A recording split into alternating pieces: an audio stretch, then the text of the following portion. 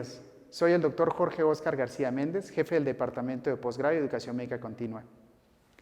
En esta oportunidad hablaremos de las 7 principales medidas para disminuir el riesgo de cáncer y cómo podemos educar a la población y al resto de las estructuras del Sistema Nacional de Salud en cómo disminuir este riesgo. En primer lugar, debemos señalar los riesgos inherentes al consumo de tabaco. Como se mencionó en otra presentación, la población mexicana sigue teniendo una tasa que está por arriba de los estándares esperados para un país con limitados recursos para la atención de padecimientos oncológicos. Tenemos que recordar que el tabaco está ligado a cuando menos el 50% de las patologías oncológicas conocidas, particularmente patología de pulmón, de boca, de orofaringe, de laringe, páncreas, vejiga, cuello uterino y riñón.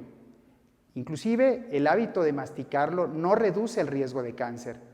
Y sobre todo recordar también que la exposición pasiva al humo de tabaco es un factor de riesgo establecido para el cáncer pulmonar. Tenemos que recordar, en segundo punto, el consumo de una dieta saludable. Y no solo por una situación estética, sino porque el consumo de ciertos elementos de la dieta está ligado a la reducción significativa, moderada o ligera de ciertos tipos de cáncer, particularmente del tracto gastrointestinal. Con una dieta saludable también reducimos la posibilidad de generar obesidad, uno de los factores proinflamatorios y que pueden a su vez generar un riesgo incrementado de tener cáncer. Mantener un peso saludable y una actividad física constante. Ese es otro factor protector que se ha determinado y por sí sola podría tener un impacto en la reducción de cáncer. Algunos tipos de cáncer que pueden reducirse con esto es el cáncer de mama, cáncer de próstata, cáncer de pulmón, colon y riñón. Es muy importante establecer que el hábito del ejercicio debe ser eso precisamente. Debemos acostumbrarnos a realizar actividad física todos los días, durante toda la semana, al menos 150 minutos de ejercicio regular o bien 75 minutos de ejercicio vigoroso, aun cuando nosotros no nos dediquemos a la práctica consuetudinaria del ejercicio. El cuarto punto es la protección solar. Creemos de que este es un factor de riesgo única y exclusivamente para personas de tez blanca. Esto ha sido un error porque es un factor de riesgo incluso para trabajadores agrícolas que no tienen una protección adecuada. Debemos procurar evitar el sol del mediodía particularmente, sabiendo que vivimos en una región del planeta con una exposición solar continua a lo largo del año, particularmente lo que es el periodo comprendido entre las 10 y las 4 de la tarde, cuando los rayos solares son más fuertes.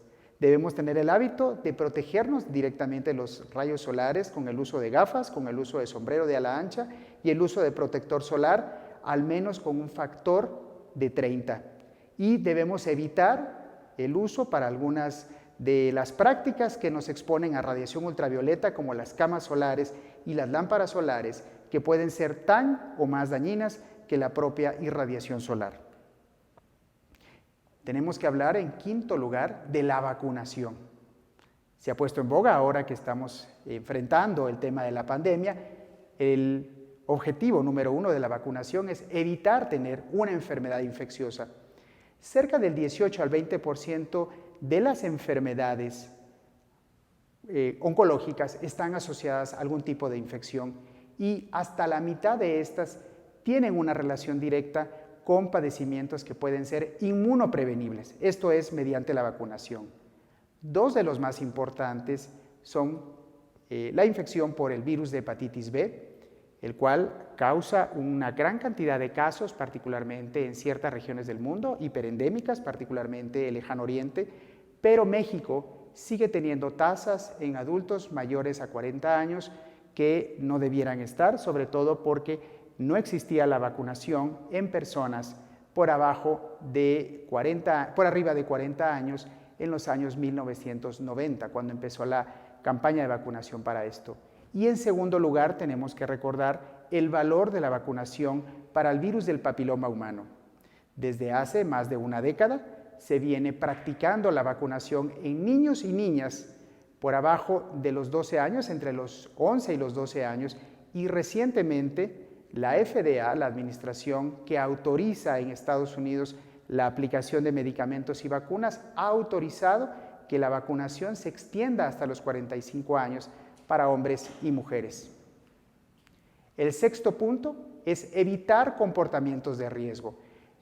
Dos de las prácticas más comunes que pueden incrementar ciertos factores de riesgo, en este caso que pueden acercarnos a padecimientos oncológicos, es la práctica de sexo seguro. Con una práctica de una reducción de exposición podemos limitar la exposición al virus del papiloma humano y al VIH, que incrementa sustancialmente el riesgo de padecer cáncer. Y finalmente, no compartir agujas, que también puede ser un factor de riesgo para estas enfermedades. Finalizo diciendo la importancia que tiene la atención médica regular, sobre todo para disminuir la posibilidad de que un padecimiento oncológico sea detectado tardíamente. Uno de los factores que comprometen más la sobrevida de nuestros pacientes en México es justamente que el diagnóstico sigue siendo tardío en cerca del 70% de nuestros pacientes. Una atención oportuna, la enseñanza del autoexamen puede hacer que el diagnóstico sea temprano y que el tratamiento sea exitoso. Permite también una interacción directa con el médico de tal manera que las personas pueden explayarse y hacer comentarios y preguntas que le pueden orientar acerca de las mejores prácticas que disminuyan este riesgo. Muchas gracias por su atención.